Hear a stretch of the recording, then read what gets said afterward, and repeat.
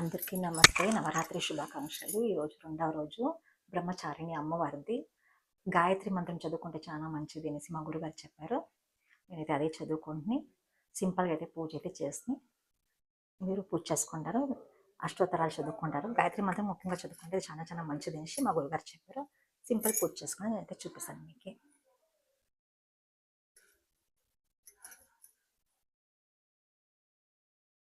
నేను ఇట్లా సింపుల్గా చేసుకోవడం పూజ.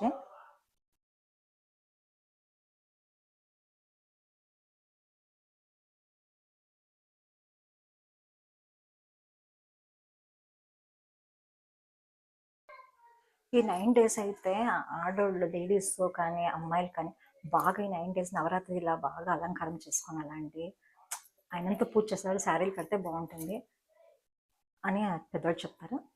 కానీ చాలా చాలా బాగుంటుంది. డ్రెస్లు కొంచెం అవాయిడ్ చేయండి.